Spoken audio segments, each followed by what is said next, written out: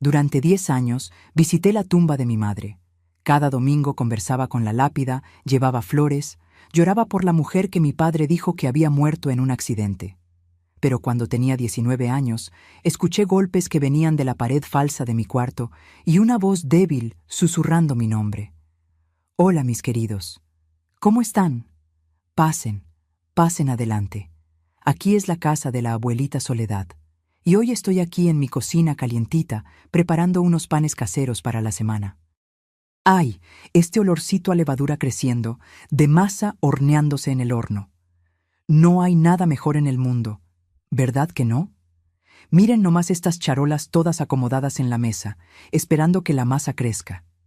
Yo aprendí a hacer pan con las monjas del convento cuando era bien chiquita, y hasta hoy lo hago todos los sábados por la mañana. Es una terapia, ¿saben?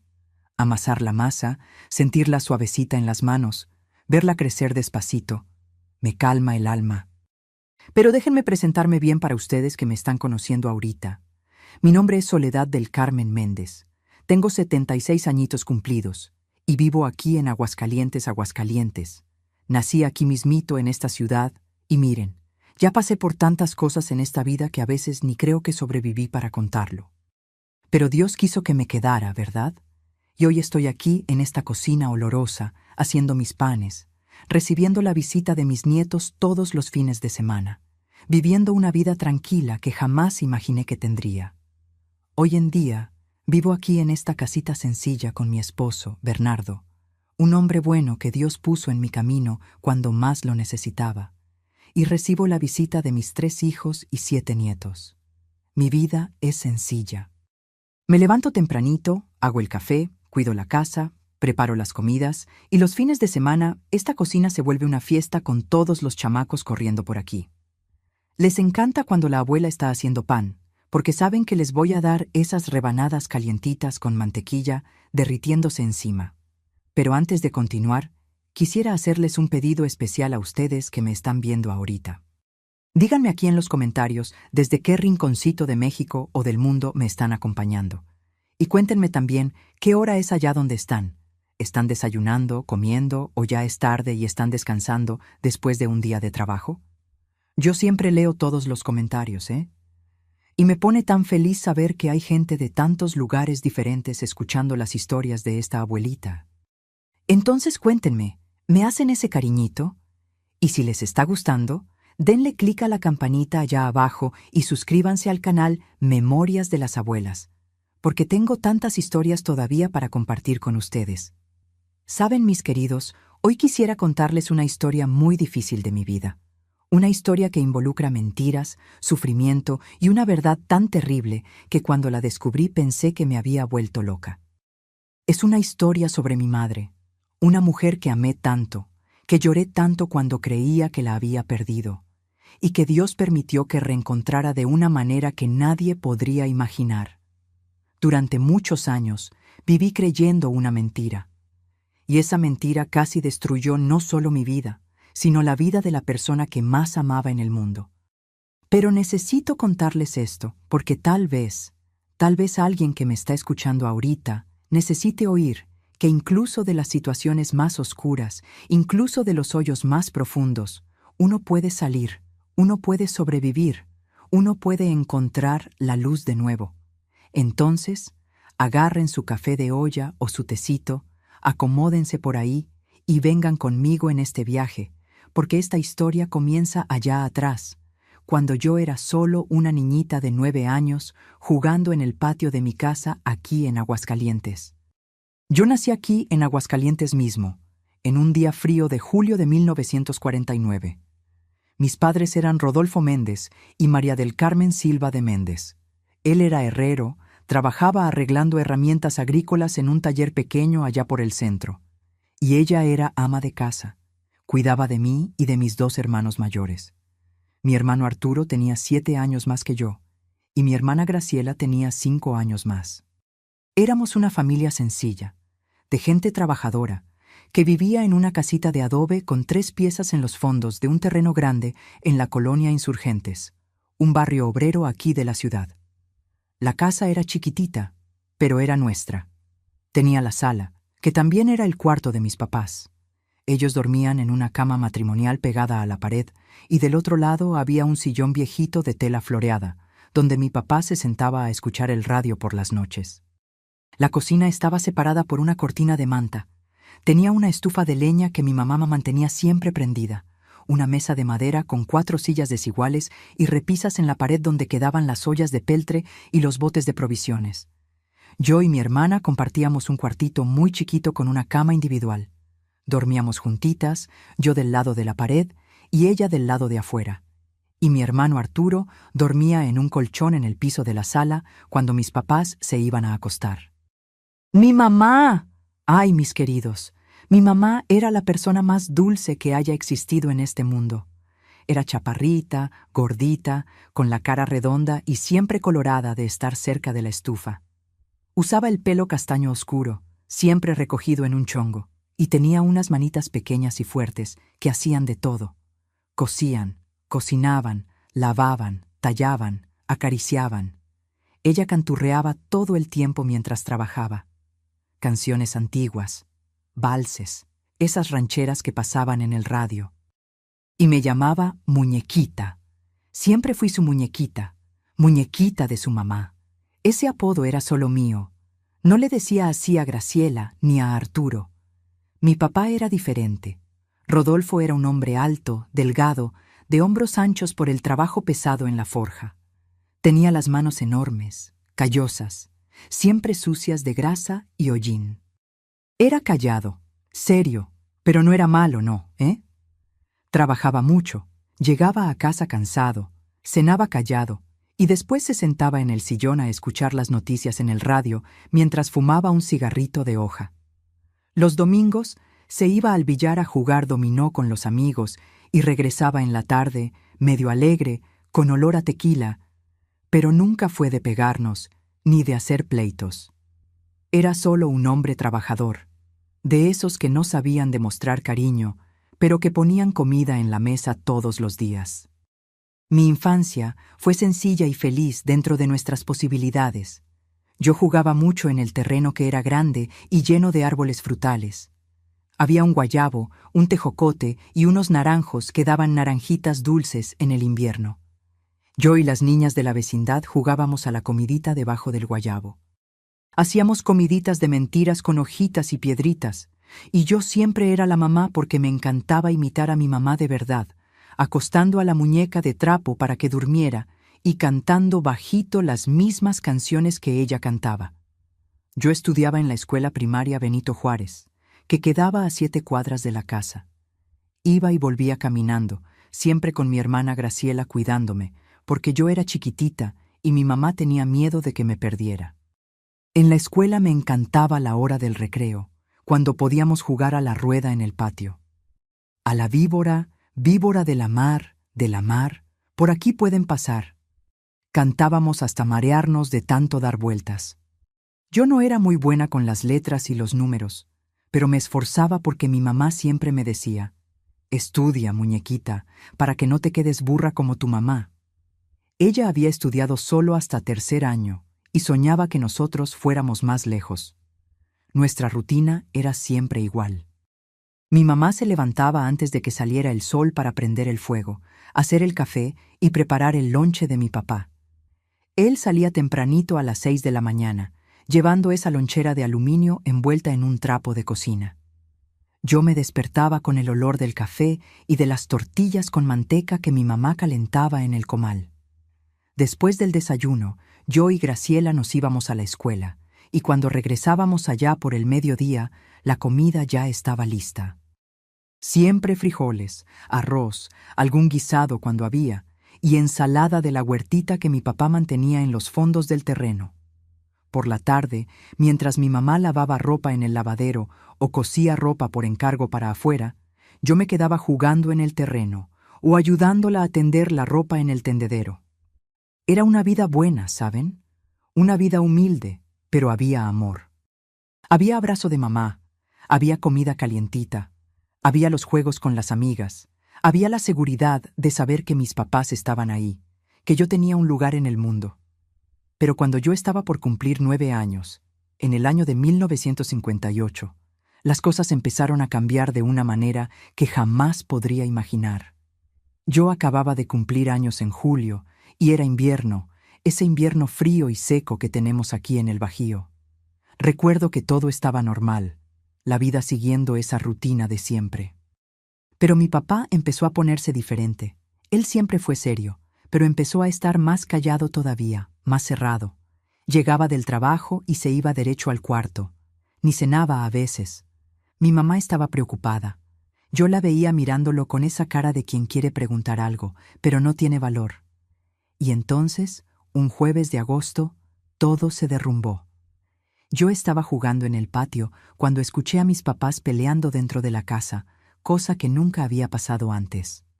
Mi papá gritaba y mi mamá lloraba, y yo no podía entender las palabras, solo escuchaba el tono de desesperación en la voz de ella. «Rodolfo, por el amor de Dios, no me hagas esto», ella gritó. Y después escuché un ruido de puerta que se azotó y silencio. Esa noche, cuando regresé de la escuela al día siguiente, mi mamá no estaba. Mi papá estaba sentado en el sillón con la cara seria, y cuando le pregunté dónde estaba mi mami, me miró con unos ojos duros, fríos, y me dijo: «Tu mamá se fue.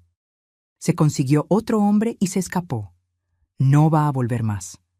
Yo empecé a llorar, y mi hermano Arturo también. Y mi hermana Graciela se quedó paralizada, blanca como el papel. Mi papá no explicó más nada, solo dijo: «Así es la vida, ahora solo me tienen a mí».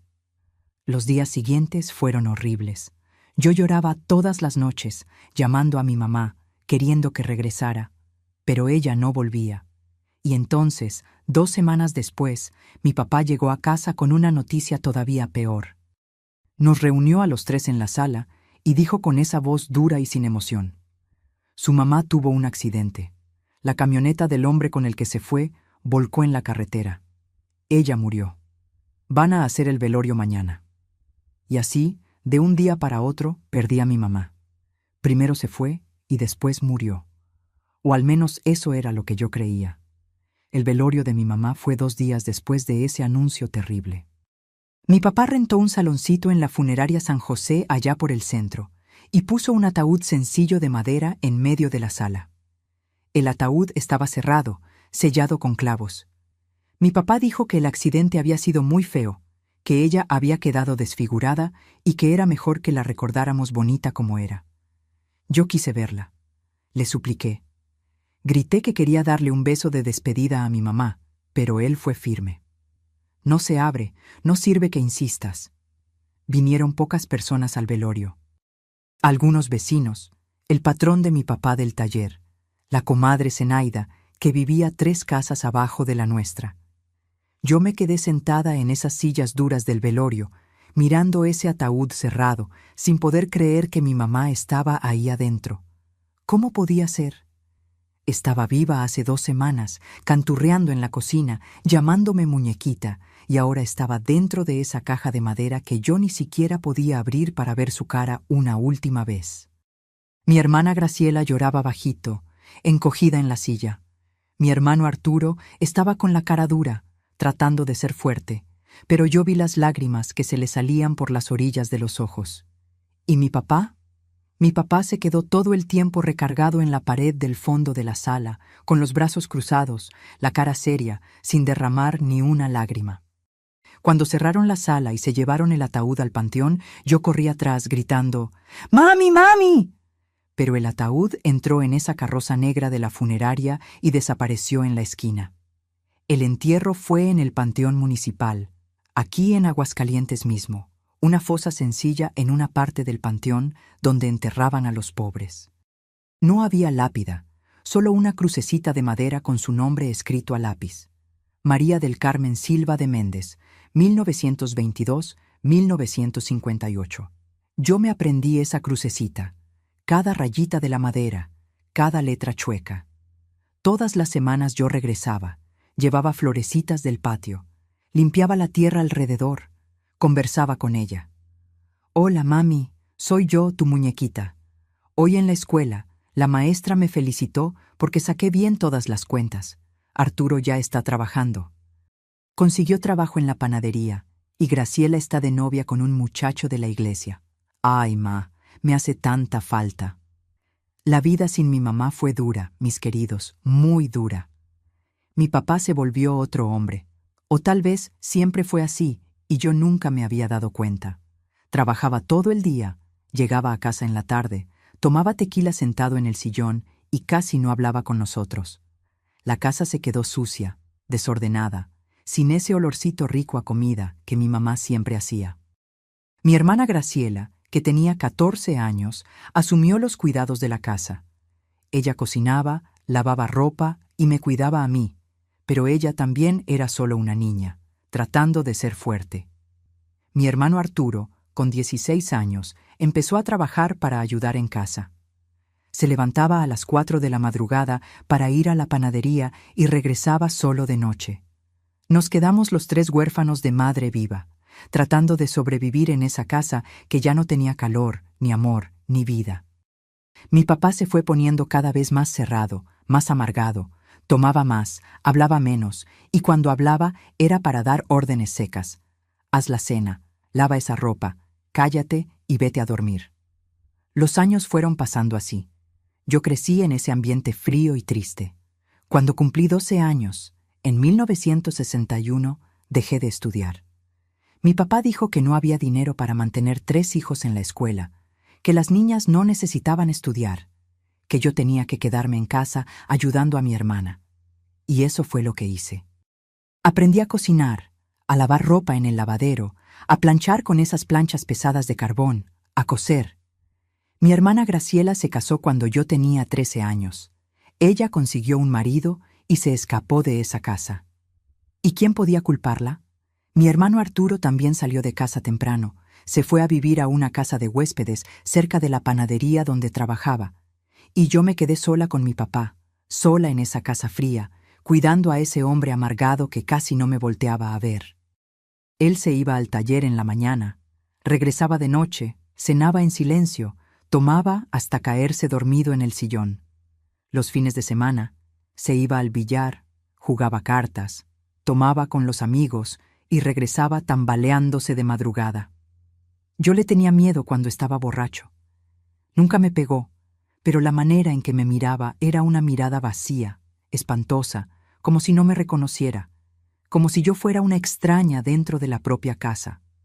Yo crecí así, mis queridos, en esa soledad, en esa tristeza. Cada domingo yo seguía yendo al panteón a visitar a mi mamá. Me sentaba al lado de esa crucecita de madera y le contaba todo. Le contaba que papá estaba tomando demasiado, que la casa se estaba cayendo a pedazos, que me sentía tan sola que a veces tenía ganas de acostarme allá a su lado y dormirme para siempre. «Llévame contigo, mami», le susurraba. «Ya no aguanto estar sola aquí». Pero la vida continuaba. Yo fui creciendo, volviéndome señorita. Cuando cumplí 15 años, en 1964, algunas vecinas trataron de llevarme a bailes, de conseguirme novio, pero mi papá no dejaba. «No vas a salir, te quedas en casa cuidando la casa».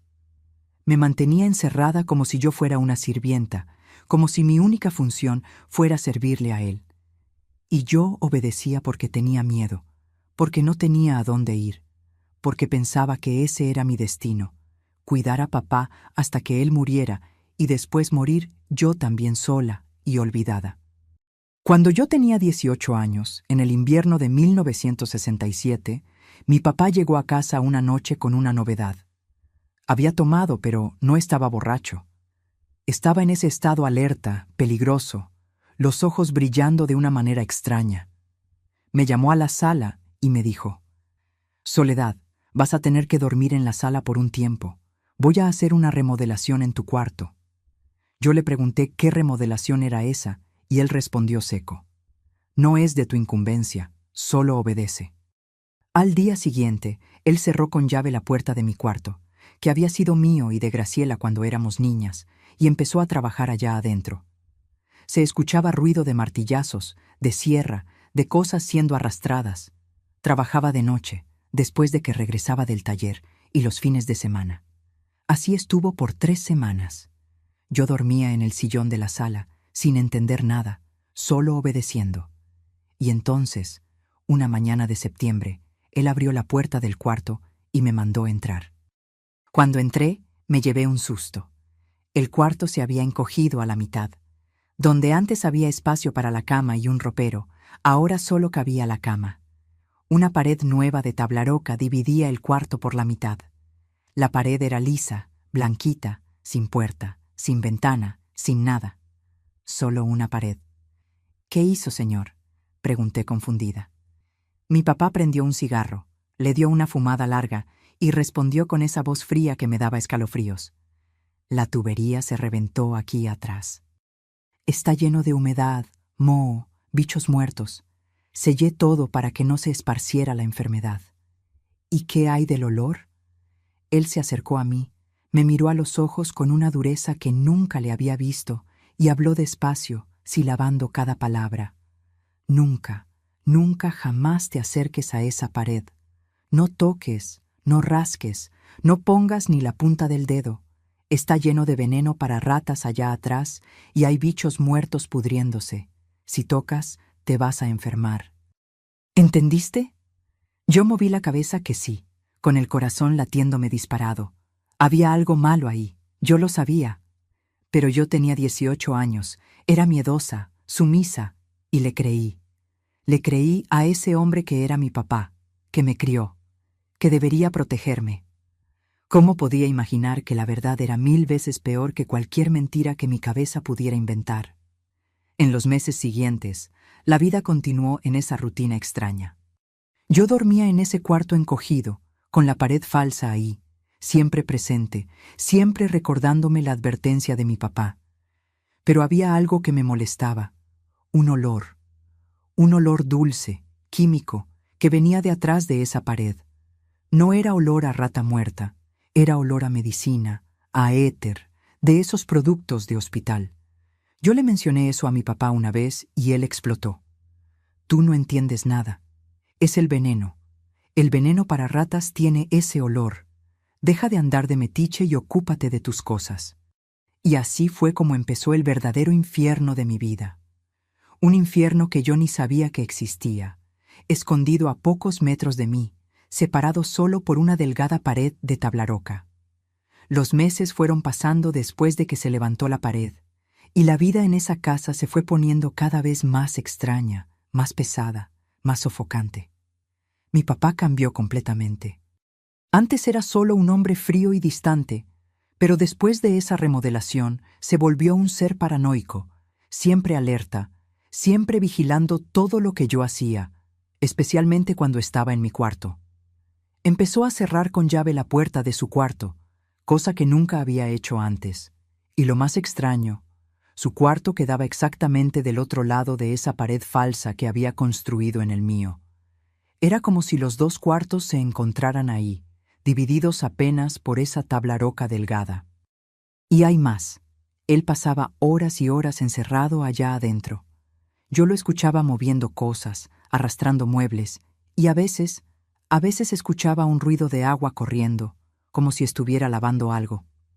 Una noche, ya debían ser como las 2 de la madrugada, me desperté con un ruido extraño, un ruido que venía de dentro de la pared. Al principio pensé que era rata de verdad, como mi papá había dicho, pero no era correteo de bicho. Era un arrastrar lento, débil, como si alguien estuviera pasando las uñas por la tablaroca. Raspar, pausar, raspar otra vez. Mi corazón empezó a latir tan fuerte que escuchaba la sangre pulsando en mis oídos. Me quedé paralizada en la cama, mirando esa pared blanca en la oscuridad, tratando de entender qué era aquello. El sonido continuó por unos 5 minutos y después paró. Silencio total. Pensé que lo había imaginado, pero la noche siguiente volvió a pasar. Y la otra, y la otra. Siempre de madrugada, siempre ese sonido de uñas raspando la tablaroca despacio, débil, desesperado. Y entonces, una de esas noches, escuché algo que me heló de pánico. Una voz débil, ronca, casi inaudible, como si viniera de muy lejos. Una voz de mujer susurrando: «Soledadcita, muñequita». Me senté en la cama de un brinco con el corazón disparado. Esa voz, esa manera de hablar. Muñequita. Nadie me llamaba muñequita. Nadie excepto... No, no podía ser. Mi mamá estaba muerta. Yo había ido a su velorio, había visto el ataúd, había visitado su tumba cada domingo por años. Ella estaba muerta y enterrada. Era imposible. ¿Imposible? Pero la voz había dicho muñequita y había dicho soledadcita, que era como mi mamá me llamaba cuando yo era chiquita. Empecé a temblar tanto que no podía ni respirar bien. ¿Será que me estaba volviendo loca? ¿Será que era la soledad, la tristeza, la falta que mi mamá me hacía, que me estaba haciendo escuchar cosas? Recé bajito. Le pedí a Dios que me quitara eso de la cabeza y terminé durmiéndome de puro cansancio casi al amanecer. Al día siguiente, me levanté con la cabeza pesada, los ojos hinchados de tanto llorar durante la noche.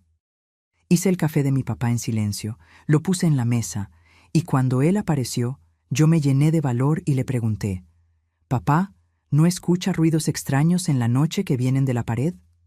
Su reacción fue espantosa. Él azotó la taza de café en la mesa con tanta fuerza que el líquido se salpicó para todos lados. Se levantó de la silla de un brinco, vino hacia mí y me agarró del brazo con esos dedos fuertes de herrero, apretando hasta que me dolió. «¿Qué ruido? ¿Qué pared? Andas de metiche donde no debes, muchacha». Me sacudió y vi fuego en sus ojos. «¿No te dije que no tocaras esa pared? ¿No te dije que hay veneno? ¿Hay bichos muertos? ¿Quieres enfermarte? ¿Quieres morir?» «No, papá, no toqué nada, solo escuché unos ruidos, se lo juro».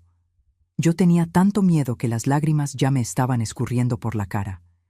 Él me soltó con un empujón y yo me pegué de espaldas contra la pared de la cocina.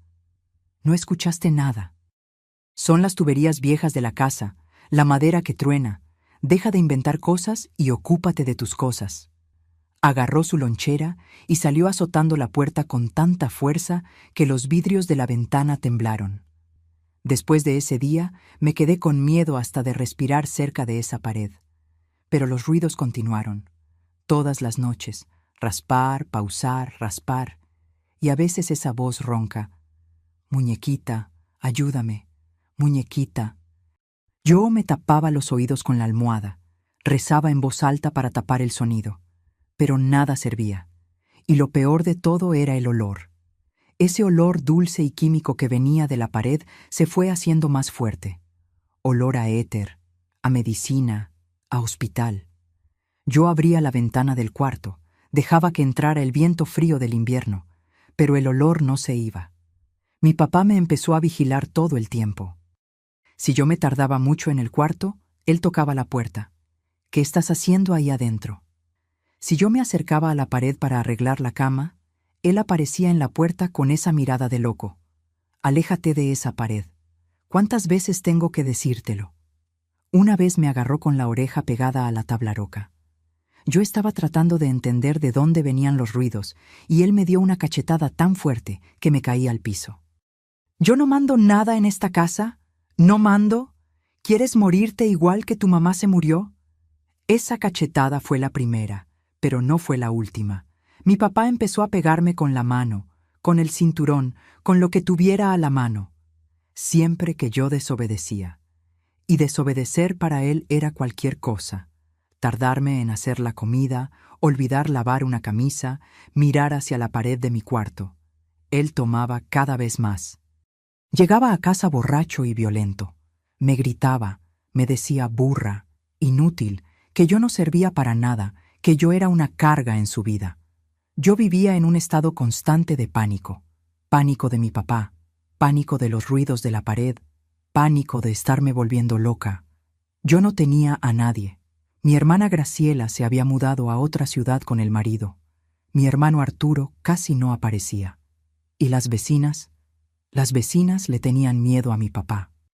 Él tenía fama de peleonero, de borracho, de hombre peligroso. Nadie se metía en su vida. Intenté una vez pedir ayuda. Fue una tarde de sábado, cuando fui a la tiendita de la esquina a comprar tortillas. La dueña de la tienda, doña Hortensia, Una señora gordita y simpática que me conocía desde chamaca, vio las marcas moradas en mi brazo y me preguntó: «Hijita, ¿qué morete tan feo es ese? ¿Te caíste?». Yo casi le conté. Las palabras estaban en la punta de la lengua. Mi papá me pegó y hay algo extraño en mi casa, algo en la pared de mi cuarto. Escucho voces, escucho raspar y mi papá se pone loco si me acerco. Pero antes de que hablara, miré por el aparador de la tienda y vi a mi papá parado en la banqueta del otro lado de la calle, mirándome fijo. Me estaba vigilando. Yo me tragué las palabras, le sonreí a doña Hortensia y le dije: «Ah, no fue nada, doña Hortensia». Me pegué sin querer en la orilla de la puerta. Agarré las tortillas y salí. Cuando pasé junto a mi papá en la calle, él no dijo nada. Solo me siguió hasta la casa.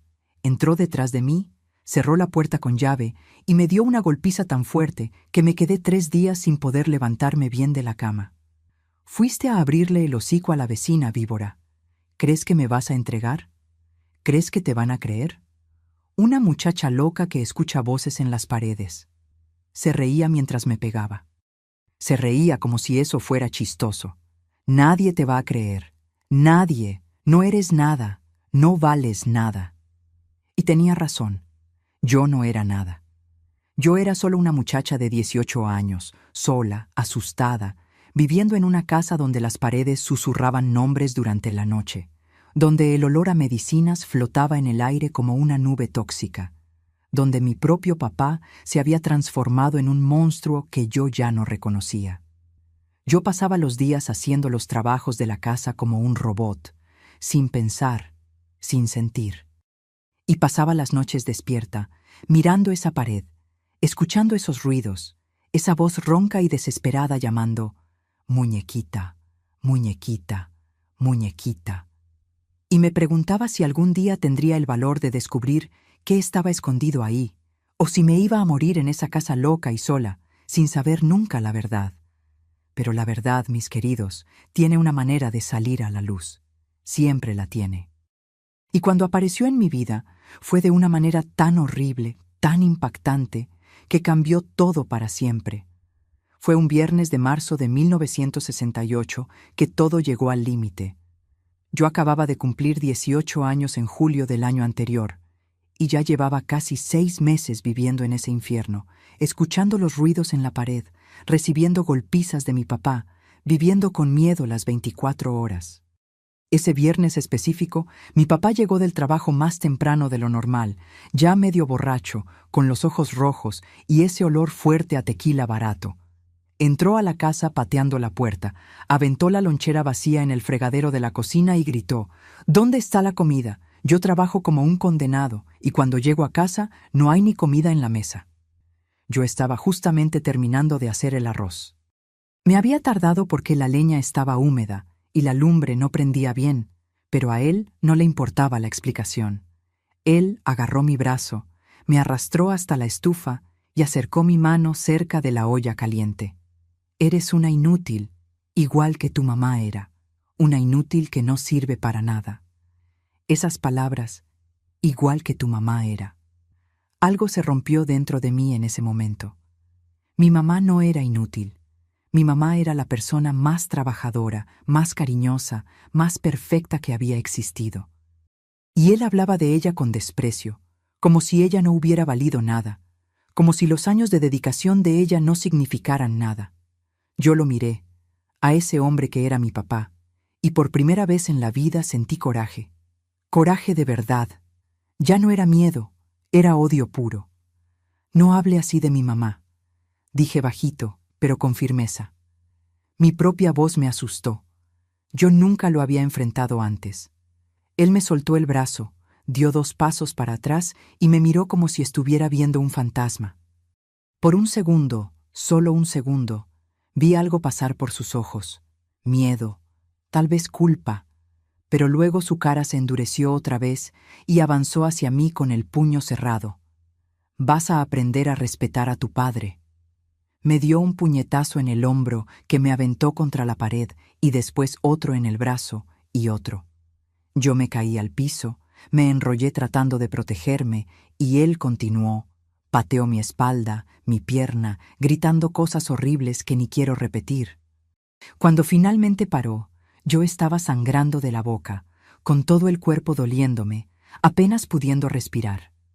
Él escupió en el piso cerca de mí y dijo: «Hoy es viernes, voy a salir a jugar dominó con los compadres al billar de don José Luis. Cuando regrese mañana en la mañana, esta casa más vale que esté impecable. La comida más vale que esté lista. Y tú más vale que hayas aprendido a quedarte callada». Agarró su cartera, se la metió en la bolsa y salió azotando la puerta. Yo me quedé ahí tirada en el piso de la cocina. ¿Por cuánto tiempo? No sé. Pudieron haber sido 10 minutos, pudo haber sido 1 hora. El dolor del cuerpo no era nada comparado con el dolor del alma. Yo estaba completamente destruida, rota por dentro. Pensé en levantarme, ir a la cocina, agarrar el cuchillo más filoso que teníamos y acabar con todo eso de una vez. ¿Para qué seguir viviendo?, pensé. ¿Para qué? ¿Para que me pegue todos los días? ¿Para escuchar voces en la pared y creer que me estoy volviendo loca? ¿Para ser esclava de este hombre hasta que él se muera? ¿O hasta que me muera yo primero? Pero entonces, en medio de toda esa oscuridad, volví a escuchar la voz, viniendo de la pared de mi cuarto, más clara esta vez, más desesperada. «Muñequita, ayúdame, por favor, muñequita». Y algo hizo clic en mi cabeza. Esa voz no era mi imaginación, no era locura, era real. Había alguien ahí, alguien vivo, alguien que necesitaba ayuda. Y de alguna manera, ese alguien sabía mi apodo de infancia. Ese alguien me conocía. Yo me arrastré hasta mi cuarto, el cuerpo todo dolorido, y pegué la oreja a la pared. «¿Hay alguien ahí?», susurré. Silencio. Esperé. Y entonces 3 golpecitos débiles. Toc, toc, toc, alguien estaba respondiendo. Mi corazón empezó a latir tan fuerte que pensé que iba a explotar en mi pecho. «¿Quién es usted?», pregunté, la voz temblándome. Más silencio, y entonces la voz otra vez, tan débil que apenas pude escucharla. «Tu mamá, soy yo. Tu mamá». Mi mundo se detuvo, el aire desapareció de mis pulmones. No, no podía ser. Era imposible. Mi mamá estaba muerta, muerta y enterrada hace 10 años. Yo había ido a su velorio, había visto el ataúd, había visitado su tumba todas las semanas. Pero esa voz, esa manera de hablar, muñequita. Empecé a llorar, a temblar, a golpear la pared con las manos. «Mami, mami, ¿es usted? ¿Es usted de verdad?». Más golpecitos del otro lado, más débiles ahora, como si la persona estuviera perdiendo las fuerzas. Y entonces entendí todo. Mi papá había mentido. Había mentido sobre todo. Él no había matado a mi mamá. Al menos no la había matado en el accidente que él inventó. Él había hecho algo peor, mucho peor. Él la había encerrado, la había escondido ahí atrás de esa pared, a pocos metros de mí, durante todos estos años. El coraje que sentí en ese momento era tan grande que no puedo ni describirlo. Era como si un fuego se hubiera encendido dentro de mí, quemando todo el miedo, toda la sumisión, todo el cansancio. Yo no iba a dejar que ella muriera ahí. No iba, aunque yo muriera intentándolo. Pero iba a sacar a mi mamá de ese lugar. Esa noche no dormí. Me quedé sentada en el piso del cuarto, pegada a esa pared maldita, conversando bajito con mi mamá. Ella apenas podía hablar. Su voz era débil, arrastrada, como si estuviera muy drogada. «Me da medicina todos los días, pastillas. No puedo pensar bien», susurraba. «Él dijo que tú moriste, que eras bebé, y moriste. Yo le creí, le creí». Mi papá nos había mentido a las 2. Me dijo a mí que mi mamá se había escapado y murió en un accidente. Y le dijo a ella que yo había muerto de bebé. Todo mentira. Todo para mantenerla encerrada ahí, para tener control total sobre ella, para que nadie sospechara. El monstruo había creado un cautiverio dentro de la propia casa. Había mantenido a mi mamá como si fuera un animal, drogada con medicinas para que no gritara, encerrada sola por una década entera. Mami, te voy a sacar de ahí. Te lo prometo, le prometí, las lágrimas escurriéndome por la cara. Te juro por Dios que te voy a sacar. Espérame solo un poquito más. Solo un poquito más. Ella dio 3 golpecitos débiles en la pared. Había entendido. Cuando amaneció el sábado, mi cuerpo estaba molido de dolor por la golpiza, pero mi mente estaba clara por primera vez en meses. Yo sabía lo que tenía que hacer.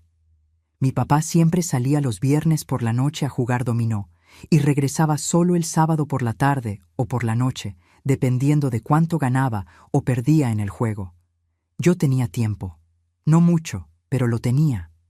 Fui a la cocina y miré el mueble donde mi papá guardaba las herramientas. Él siempre lo cerraba con candado, siempre. Pero ese día, con las prisas de salir, borracho y con coraje, se le había olvidado cerrarlo. El candado estaba colgado abierto en la argolla. Era una señal. Tenía que serlo.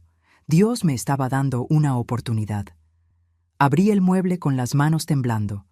Allá adentro había un martillo, pinzas, desarmadores y una cegueta. Agarré el martillo y la cegueta. Regresé al cuarto, cerré la puerta con seguro por dentro y arrastré la cama hasta pegarla en la pared opuesta. Yo necesitaba espacio para trabajar.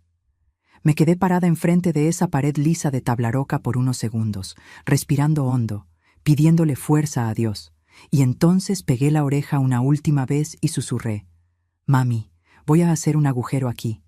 Aléjese de esta parte. ¿Está bien? Aléjese para que no se lastime». 3 golpecitos de respuesta. Agarré la cegueta y empecé a cortar la tablaroca. Mi corazón latía tan fuerte que escuchaba el sonido de él resonando en mis oídos. La hoja entró fácil. La tablaroca era delgada, como yo sospechaba. Empecé a hacer un cuadrado, cortando despacio para no hacer mucho ruido, aunque sabía que no había nadie en casa además de mí y de ella. Cuando terminé de cortar los 4 lados, agarré el martillo y empecé a golpear despacito las orillas. El pedazo de tablaroca empezó a ceder. Unos golpes más y se soltó, cayendo para dentro del espacio oscuro. Yo había abierto un agujero del tamaño de mi mano. Agarré la lámpara vieja que yo usaba cuando se iba la luz, la prendí y apunté para adentro. Lo que vi en ese agujero me hizo caer de rodillas.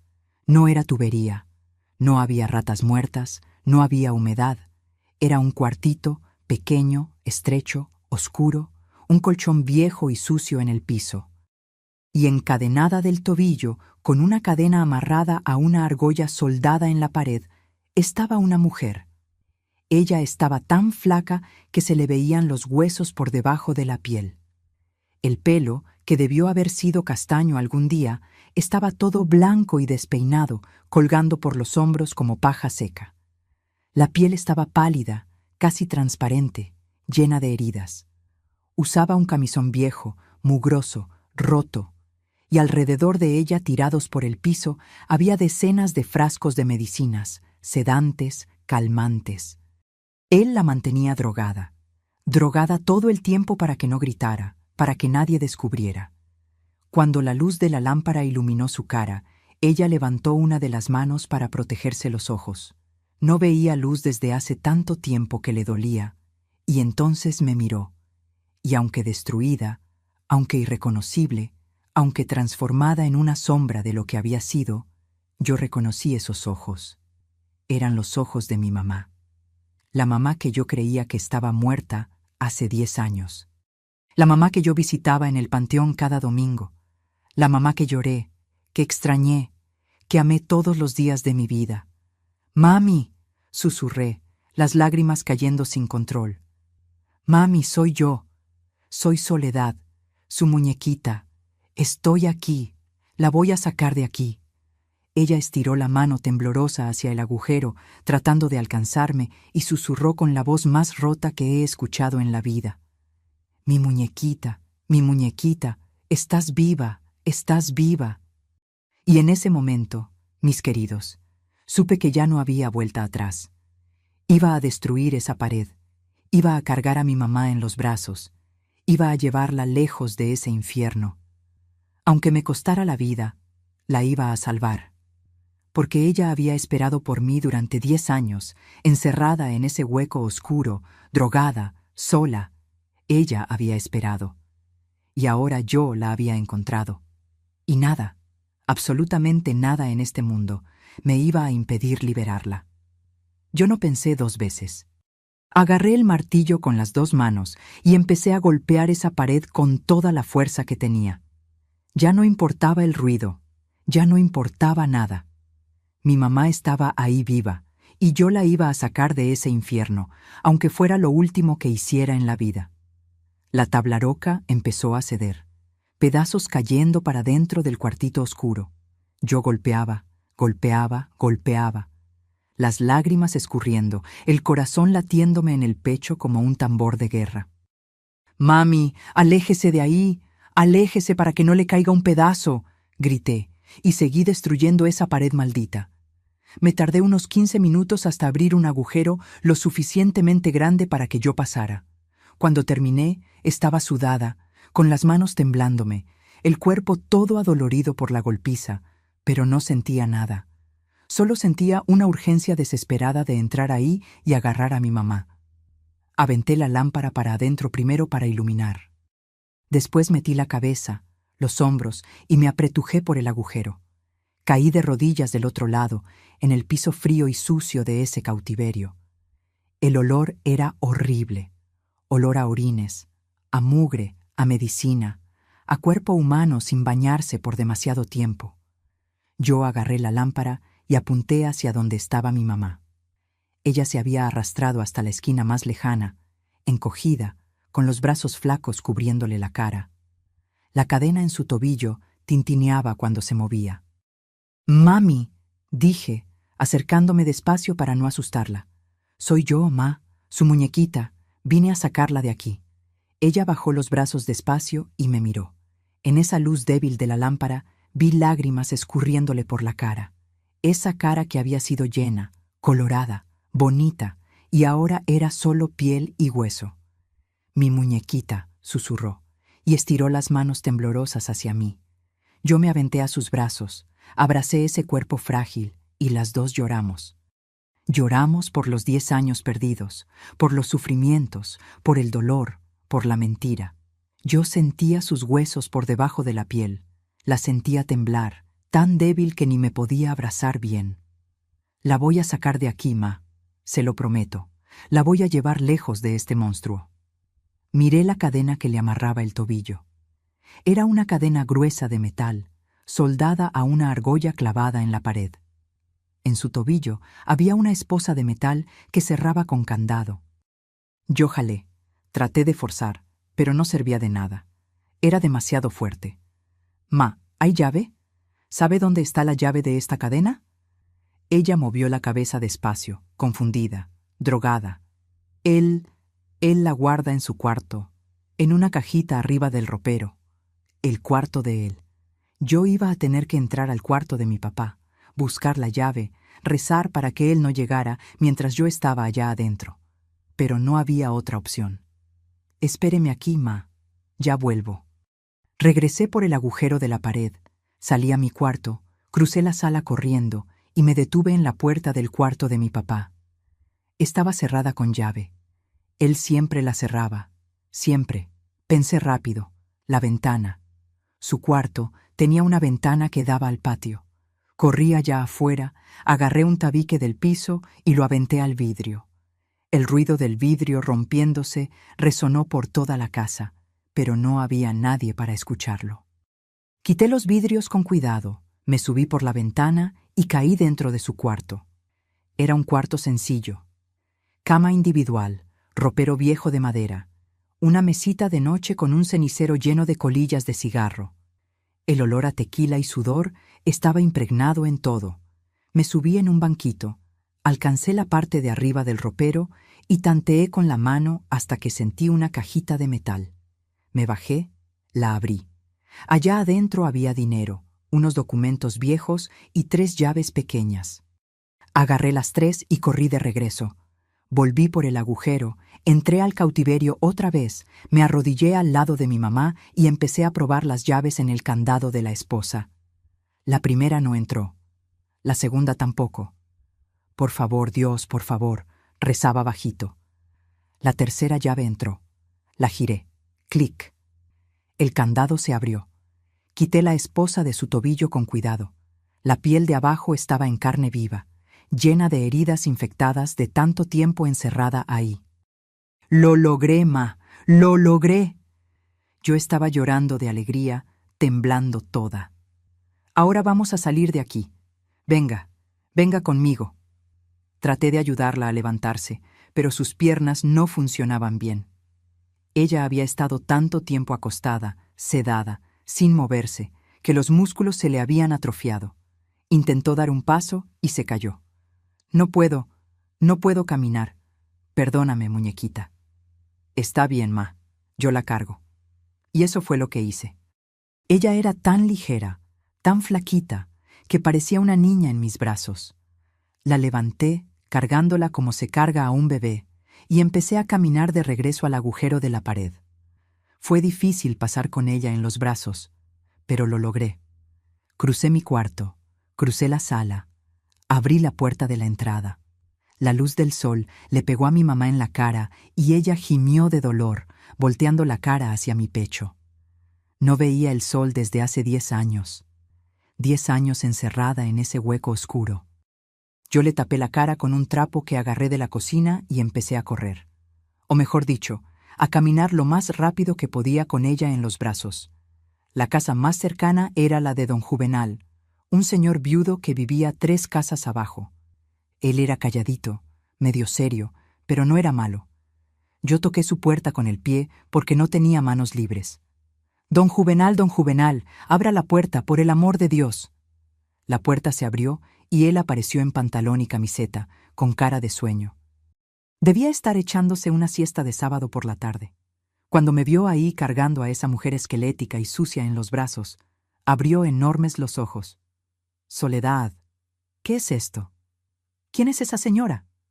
Yo estaba llorando tanto que apenas podía hablar. Es mi mamá, don Juvenal, es mi mamá, mi papá. Mi papá la encerró hace 10 años atrás de la pared de mi cuarto. Yo creía que había muerto. Todos creíamos, pero estaba ahí encerrada, drogada. Por el amor de Dios, ayúdeme. Llame a la policía. Llame ahorita. Don Juvenal se quedó unos segundos parado, procesando lo que yo le había dicho, con cara de no poder creer lo que escuchaba. Pero entonces vio el estado de mi mamá, las heridas, la extrema delgadez, la cadena que había marcado su tobillo, y entendió que aquello era verdad. Pasa, acuéstala en el sillón. Me jaló para adentro y yo acosté a mi mamá con cuidado en su sillón viejo. Él agarró una cobija y la tapó. Voy a llamar a la policía ahorita mismo. Él tenía teléfono, una de las pocas casas del barrio que lo tenía. Marcó a la comisaría, habló con el comandante, explicó la situación.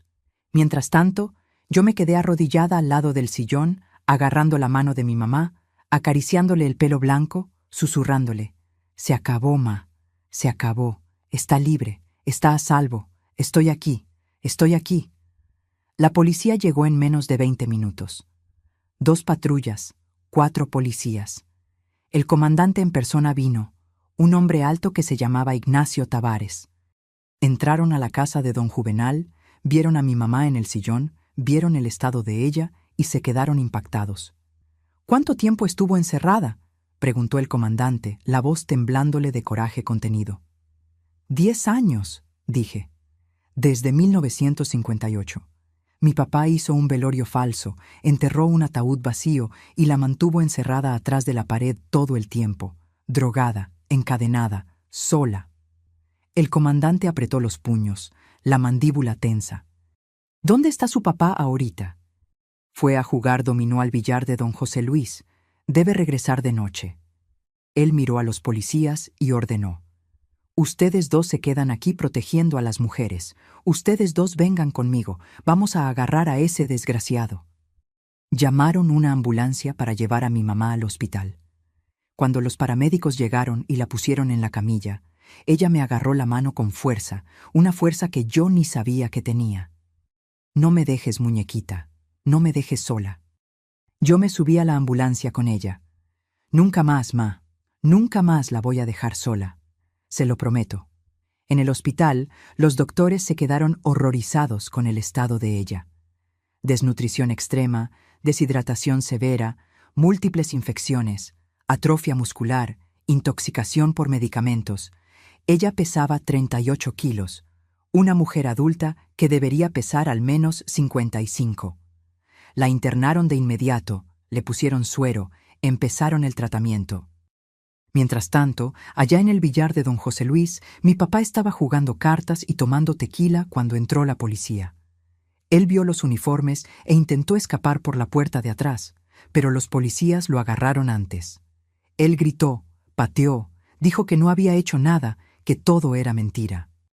Pero cuando lo llevaron de regreso a la casa, le mostraron el agujero en la pared, le mostraron el cautiverio, le mostraron las cadenas, los frascos de medicina, el colchón mugroso, las condiciones inhumanas.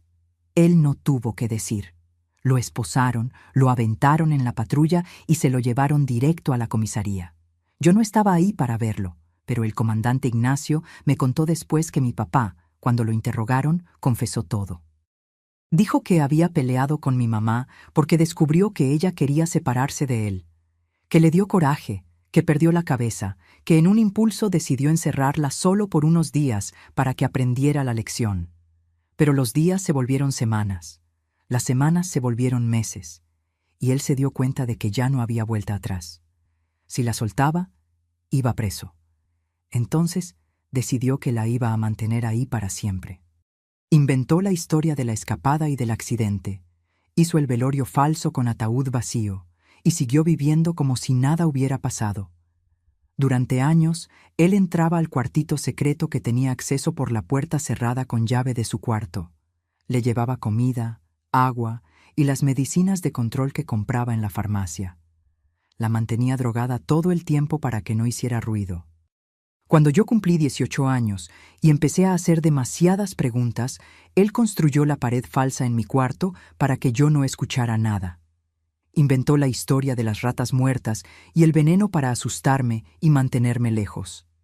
Pero él no contó con que yo iba a escuchar, que yo iba a descubrir, que yo iba a tener el valor de destruir esa pared y liberar a mi mamá. Mi papá fue condenado a 30 años de prisión por secuestro, tortura e intento de homicidio. Murió en la cárcel 10 años después de cirrosis hepática, el hígado destruido por el tequila. Yo nunca más hablé con él, nunca más quise verlo. Para mí, él había muerto el día en que descubrí lo que había hecho. Mi mamá estuvo 3 meses internada en el hospital. Fueron meses difíciles de recuperación.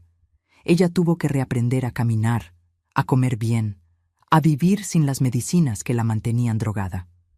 Los doctores dijeron que fue un milagro que sobreviviera 10 años en esas condiciones. Pero sobrevivió. Y poco a poco, muy poco a poco, ella empezó a volver a ser quien había sido algún día. Mi mamá María del Carmen, la mujer que canturreaba mientras trabajaba, que me llamaba muñequita, que tenía una sonrisa dulce y un corazón enorme.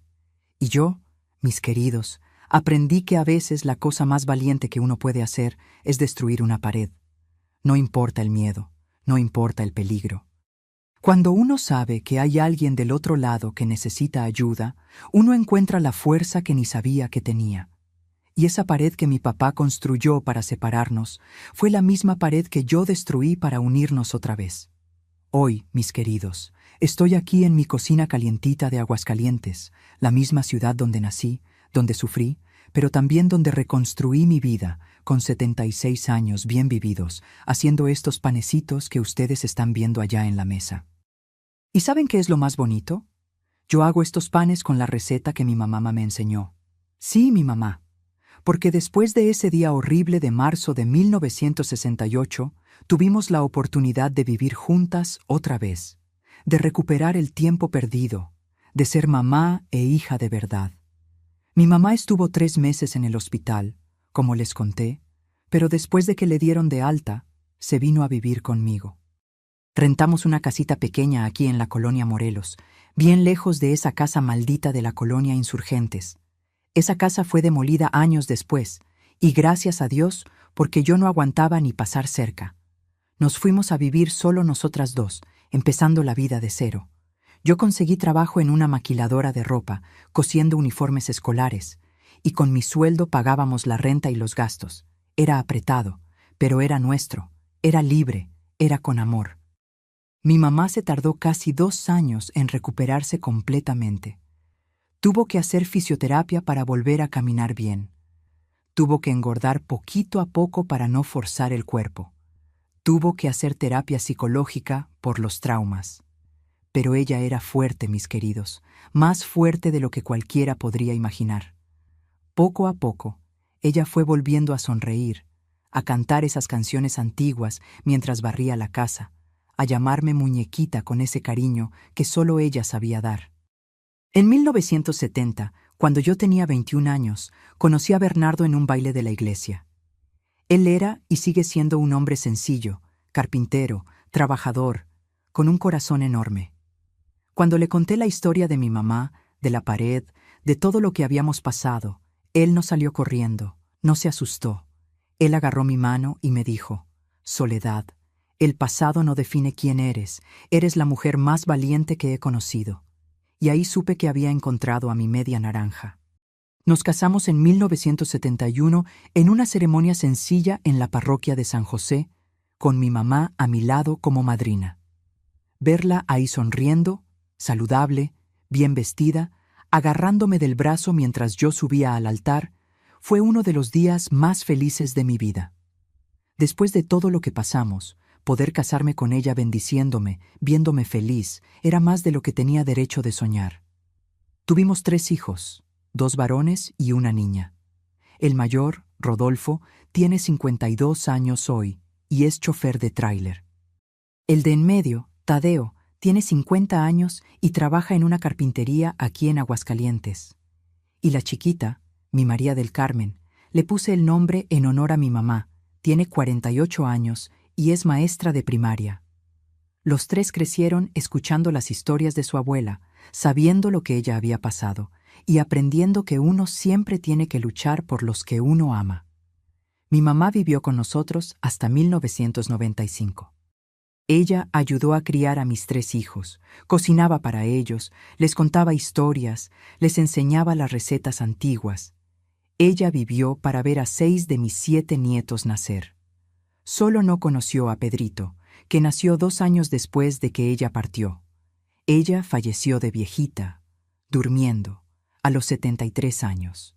Fue una muerte tranquila, bonita, como ella se lo merecía. Y esta vez, mis queridos, el velorio fue de verdad. El ataúd estaba abierto. Yo pude ver su cara en paz. Pude darle el beso de despedida que no pude darle cuando tenía 9 años. Y la enterramos en el mismo panteón municipal. Pero esta vez con una lápida de verdad, con flores de verdad, y con la certeza de que ella sí estaba ahí descansando en paz. Hoy mi vida es sencilla y llena de alegría. Vivo en esta misma casita de la colonia Morelos que compramos en 1975. Ya la acabamos de pagar hace mucho, gracias a Dios. Mi esposo Bernardo está jubilado. Pasa los días arreglando muebles de los vecinos, jugando dominó con los amigos en la plazoleta. Yo cuido la casa, hago mis panes todas las semanas, vendo algunos a las vecinas para hacer un dinerito extra y recibo a mis nietos todos los fines de semana. Les encanta venir a casa de la abuela, comer pan calientito con mantequilla, escuchar mis historias, jugar en el patito que tenemos en los fondos. Tengo una huertita allá donde siembro especias, lechuga, jitomate. Aprendí a amar trabajar con la tierra, ver las plantitas crecer, cosechar los frutos de mi trabajo. Es tan diferente de esa vida de miedo y oscuridad que viví cuando era joven. Hoy todo es luz, es alegría, es gratitud. A veces, cuando estoy sola en la cocina amasando mi masa de pan, yo converso con mi mamá. Sé que ella está allá en el cielo, cuidándome, orgullosa de la vida que construí. Mira aquí, ma. Mira cómo crecieron bonitos tus nietos.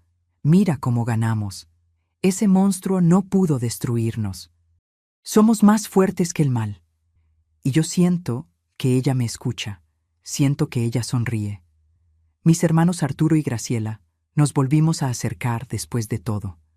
Ellos también habían sufrido con las mentiras de nuestro papá. También habían perdido años de convivencia con mamá. Hoy nos visitamos, comemos juntos los domingos cuando se puede, y nuestros hijos son amigos. La familia que se rompió fue reconstruida con mucho esfuerzo, mucho perdón, mucho amor. Yo miro para atrás y veo todo lo que pasé. La infancia huérfana de madre viva, los años de sufrimiento, el día que destruí esa pared, la lucha para recuperar a mi mamá, la construcción de mi propia familia. Y sé que cada cicatriz valió la pena. Porque yo no dejé que el trauma me definiera. Escogí vivir, escogí amar, escogí ser feliz a pesar de todo. Y hoy, aquí en mi cocina olorosa, con mis panes creciendo en el horno, esperando que lleguen mis nietos para la comida del domingo, yo sé que la victoria es mía, es nuestra, mía y de mi mamá. Porque sobrevivimos, y más que eso, vivimos. Mis queridos, si ustedes me están escuchando ahorita y algo dentro de ustedes les está diciendo que hay algo malo en su casa, en la casa del vecino, en la casa de alguien que conocen, confíen en ese sentimiento, confíen. Yo pasé meses escuchando ruidos, escuchando voces, sintiendo que algo estaba muy mal. Y todos, incluyendo mi propio papá, me decían que estaba loca, que estaba inventando cosas, que estaba imaginando. Pero no estaba. Y tal vez ustedes tampoco estén imaginando. Si alguien les prohíbe entrar a algún cuarto de la casa con explicaciones que no tienen sentido, si escuchan sonidos extraños que no concuerdan con la explicación que les dieron, si hay olores que no son lo que deberían ser, si alguien se pone demasiado nervioso cuando ustedes se acercan a determinado lugar, pongan atención, no lo ignoren. Porque a veces del otro lado de esa pared, de esa puerta cerrada con llave, de ese sótano que está prohibido, hay alguien que los necesita, alguien esperando que ustedes sean lo suficientemente valientes para investigar. Yo aprendí que la valentía no es no tener miedo. Valentía es tener miedo y actuar de todas formas. Yo estaba aterrada cuando agarré ese martillo y empecé a golpear esa pared. Sabía que si mi papá llegaba en ese momento, podía matarme. Pero también sabía que si no hacía nada, mi mamá iba a morir ahí sola, drogada, encadenada. Y yo no podía dejar que eso pasara. A veces uno necesita destruir paredes, mis queridos. Paredes de verdad como yo destruí, pero también paredes de miedo, de silencio, de vergüenza, de no querer meterse, porque hay mucha gente encerrada en la oscuridad, esperando que alguien tenga el valor de tirar esas paredes y traer la luz. Si ustedes están encerrados, literal o metafóricamente, en cualquier tipo de situación donde alguien los controla, los aísla, los hace creer que no tienen salida, sepan que siempre, siempre hay una salida.